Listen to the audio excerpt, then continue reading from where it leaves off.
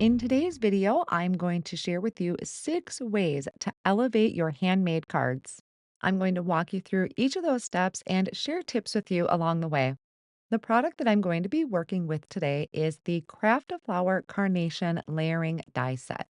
These have the keyhole system, and there are 3 plates, actually 4 plates in this set. This first one, all of the petals you need for this particular flower are all on one plate. So I die cut all of those out of white cardstock. Then we have another plate. This is for a smaller flower, again with white cardstock. And something really unique about this plate is that on each of those petals, there is a number.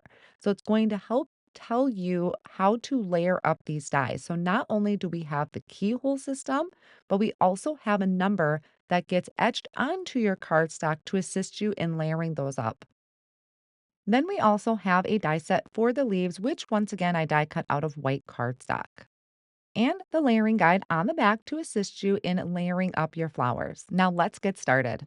Now, the first way to level up your cards is by doing ink blending on your die cuts. I started with white cardstock, but you could always start with colored cardstock as well. For the leaves, I am going to be ink blending using the Tropical Forest ink set.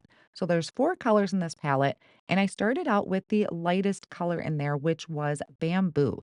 I will slowly work my way through all of the colors in this palette to really build up the dimension on my leaves, which is how I like to elevate my die cuts, is by really adding all of that contrast and color. I like starting with a white cardstock because I can softly fade out as I get towards the tips of the leaves to give it that highlight area. To do my ink blending, I am using my 9 by 12 sticky mat to hold my die cuts in place, and I'm using a mix of the mini and the small blending brushes.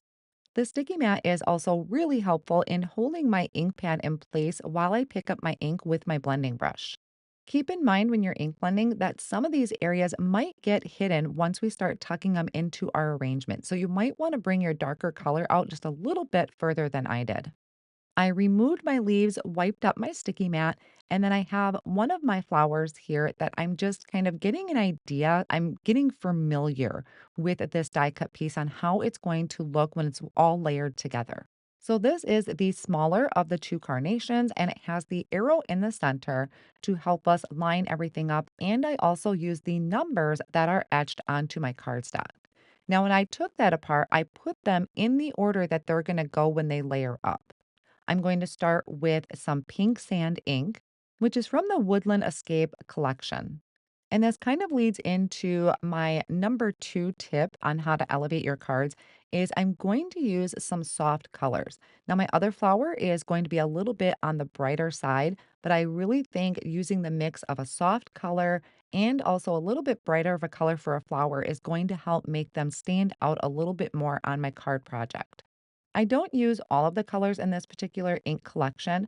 I only went through 2 of them, so I landed or I ended on Dusty Rose.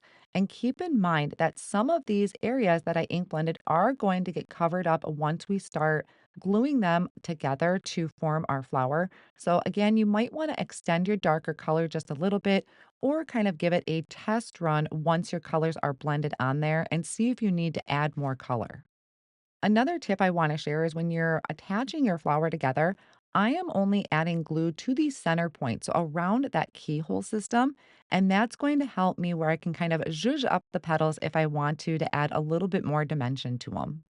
This is the larger of the 2 flowers, and I am going to be using the Red Sunset ink collection for these, starting with the blush ink, which is the lightest color out of there.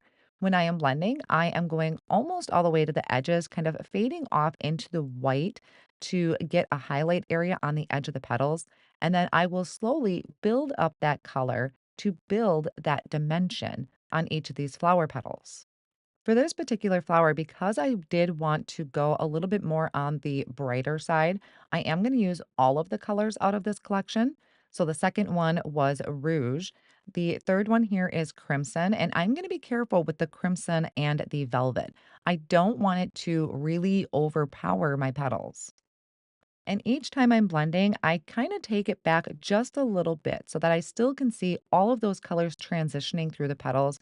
But again, keep in mind that some of these areas may be hidden as we start layering the flower together. As I get towards the smaller pieces, which are the ones that I know are going to be kind of in the forefront, I am going to come in kind of heavy handed on those because those are going to be right in the center.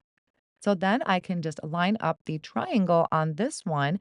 I'm only adding liquid glue right around that triangle shape to attach it. And again, that's going to help kind of fluff up my flower a little bit and give me a little bit more wiggle room to play if I want to tuck things in. Then as I finish up adding my last piece to cover up that keyhole system, I have a beautiful flower. Now, I actually have two in one here for tips to elevate your cards. And one that is using dark background colors. So for this, I am using Winter Lake cardstock. And then the next tip that kind of goes with it is adding subtle texture to your background. I'm starting with adding my Winter Lake cardstock onto my plantain, and I'm holding that down with a low tack tape just in the corners of the cardstock.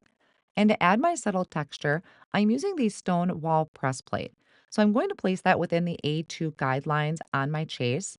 And then I am going to ink up this press plate with the Winter Lake ink.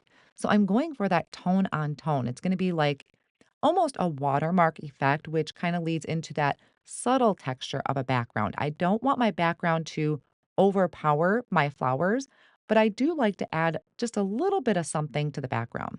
So once I flipped my plate over, I can run this through my Platinum 6 die cut machine to press that together and leave that gorgeous impression on the cardstock.